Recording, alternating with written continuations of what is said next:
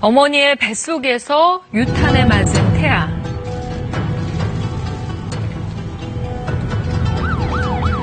길을 잘못 들었다가 총격을 받은 관광객.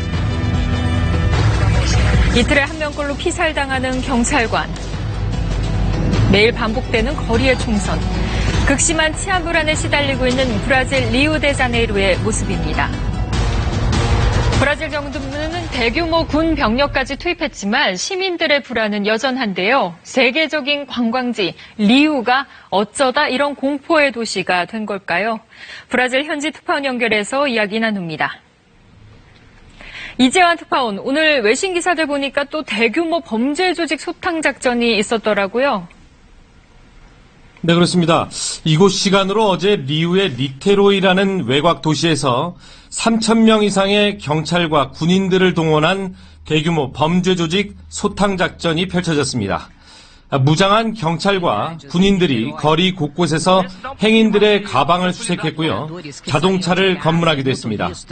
마약과 총기 소지 여부를 검색하는 겁니다.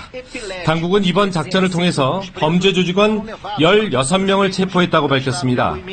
요즘 리우에서는 해변을 거니는 관광객들 곁에서도 장갑차와 무장한 군인들의 모습을 쉽게 볼 수가 있는데요.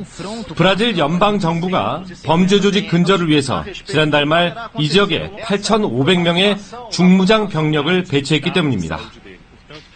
O objetivo da missão é defender a integridade da população, preservar a ordem pública e garantir o funcionamento das instituições.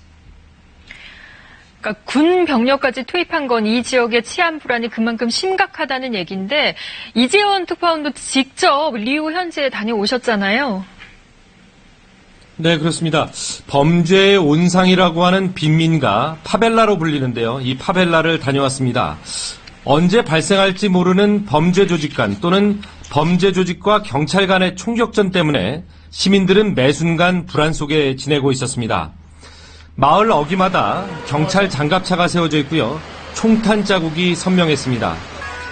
아이들이 노는 체육시설 곳곳에도 유탄으로 구멍이 뚫려 있었습니다. 얼마 전 이곳에선 임신부의 뱃속 태아가 유탄에 맞기도 했습니다. 의료진의 도움으로 극적으로 살아난 아이는 한 달여 만에 안타깝게 목숨을 잃었습니다.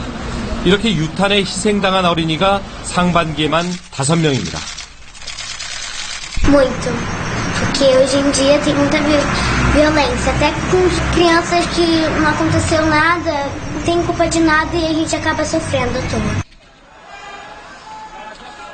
네, 올 상반기 일어난 폭력 사건으로 리우에서 숨진 사람은 약 3천여 명인데요. 경찰관도 100명 가까이 피살됐습니다. 이틀에 1명꼴인 셈입니다. 군 병력 투입의 효과는 아직 나타나지 않고 있습니다. 군 투입 이후에도 영국인 관광객이 길을 잘못 들었다가 파벨라에 들어갔죠. 이랬다가 총격을 받는 일까지 발생했고요. 마이클 잭슨 동상에 소총을 걸고 찍은 사진이 온라인상에 떠돌기도 했습니다. 경찰은 범죄 조직원들이 세를 과시하기 위해서 사진을 찍은 것으로 보고 있습니다. 네, 이재환 특파원 고생 많으셨습니다. 리우 하면 세계적인 관광지잖아요. 이 지역이 왜 이렇게까지 된 걸까요? 네, 지난해 이맘때였죠. 리우에선 올림픽이 치러졌습니다. 이제 꼭 1년이 됐습니다.